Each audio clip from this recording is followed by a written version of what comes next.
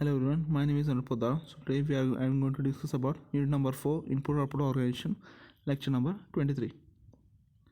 So in this video we are going to discuss about handling multiple devices and controlling device requests. Handling multiple devices. So the information needed to determine whether a device is requesting an interrupt is available in its status register.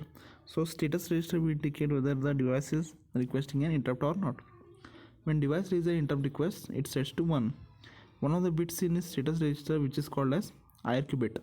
For example, bits KIRQ and DRQ are the interrupt request bits for keyboard and display. So when it is set to 1, it is requesting an interrupt. To identify the interrupt device, the interrupt service routine poll at the all the input and output devices connected to the bus. Now to understand which devices is requesting for an interrupt. Now if I want to know which device is requesting for an interrupt, so to identify that, the interrupt service routing will poll all the input output devices. It sends some message to all the devices saying that who has requested the interrupt. The first device encountered with its IRQ bit set is the device that should be serviced. Now suppose the interrupt service routine is polled to all the input output devices which are connected to a bus. So there is a keyboard, there is a printer and other input output devices. Now to understand which devices has requested for an interrupt device, so the device where its IRQ bit is set to 1. So when it is set to 1, so that device is first should be serviced.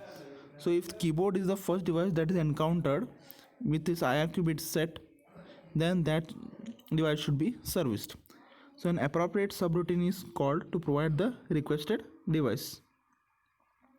Now the polling scheme is easy to implement. So its main advantage is the time spent interrogating the IRQ bits of all the devices that may not be requesting any service. So what happens sometimes, if there are 9 input output devices, and if you're polling to all the devices, okay, that are connected to bus, and we are finding that the 9th devices we are going to serially from 1 to 9. So if the 9th bit, only the 9th bit is IRQ bit is set to 1, so it takes lot of time to find which of the devices IRQ bit is set to 1. So an alternate approach is used to vector interrupts. Now in vector interrupts, these are used to reduce the time involved in polling process. Polling process means just finding out in which of the devices the IRQ bit is set to 1. Now a device requesting an interrupt may identify directly to a processor. So then the processor can immediately start executing the corresponding interrupt service routine. Now a device requesting an interrupt can identify itself by sending a special code to the processor over the bus. Now instead of sending a polling to all the input output devices, the device can request an interrupt. Device which is requesting an interrupt can send some special signal to the processor over the bus. So with this signal enables the processor to identify which individual devices, even if they share a single interrupt line. So with this signal the processor can identify, or by sending this special code, the processor can identify from this code which device is requested the interrupts. Now the code supplied by the devices may represent the starting address of the interrupt service routing for that device. So this code length is typically in the range of 4 to 8 bits. Now the remaining of the address is supplied by a processor based on the area in its memory, where the address for interrupt service routines are located. Now this arrangement implies that the interrupt service routing for a given device must always start at the same location. So the location pointed by the interrupt device is used to store the starting address of the interrupt service routine. So whatever the interrupt device is there, it used to store the starting address of the interrupt service routine. The processor reads the address and loads it into the PC.